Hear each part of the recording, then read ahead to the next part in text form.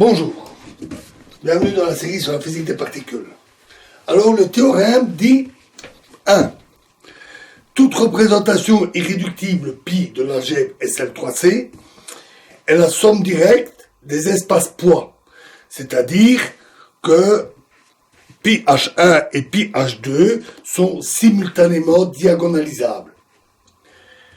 Deuxièmement, toute représentation irréductible de SL3C a un unique poids le plus haut, mu0, et deux représentations irréductibles équivalentes ont le même poids le plus haut.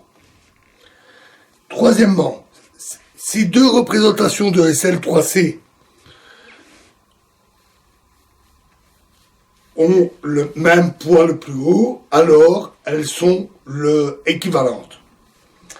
Quatrièmement, si pi est une représentation irréductible de SL3C, avec mu0 égale M1, M2, avec M1, M2 des entiers positifs ou nuls,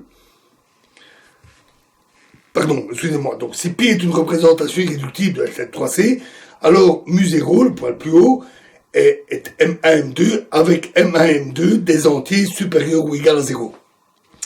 Cinquièmement, inversement, si M1, M2 sont des entiers non négatifs, alors il existe une unique représentation irréductible pi de SL3C avec mu0 égale à M1, M2. On peut noter le parallélisme entre ce résultat et la classification des représentations de SL2C. Là, dans chaque représentation de SL2C, pi de h est diagonalisable et il y a une plus grande valeur propre de pi de h.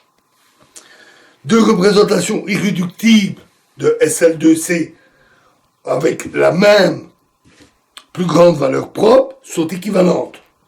Et la plus haute valeur propre est toujours positive ou nulle. Et pour tout entier M non négatif, il existe une représentation irréductible avec la valeur propre M. La différence, cependant, c'est que dans la classification des représentations de SL3C, la notion de le plus haut ne signifie pas ce qu'on aurait pu croire.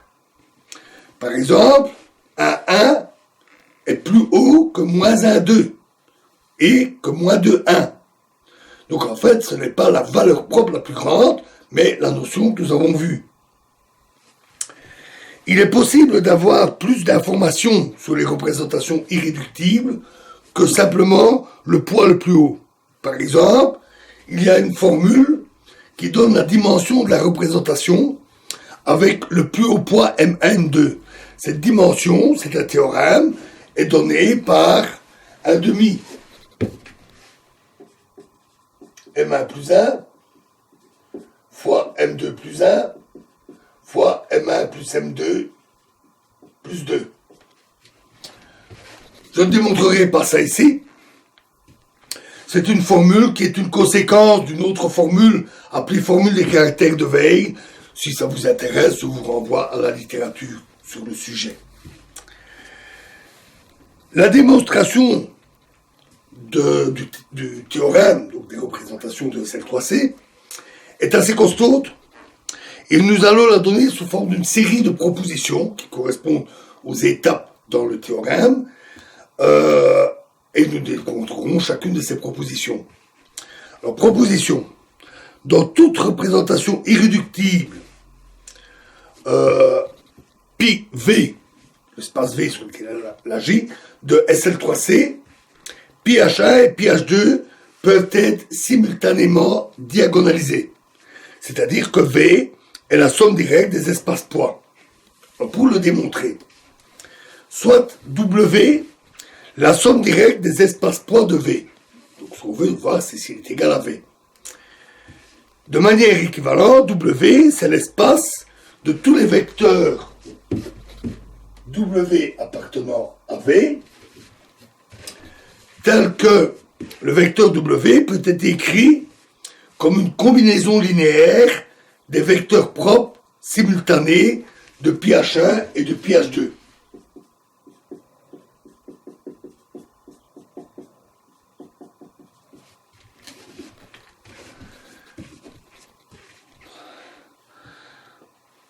Comme on a toujours au moins un poids,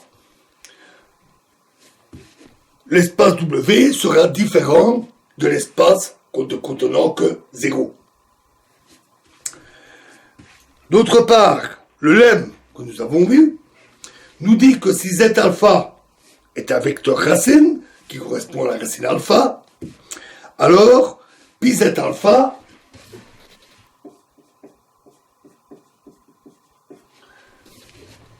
applique l'espace propre, l'espace poids qui correspond à mu, à celui pour mu plus alpha.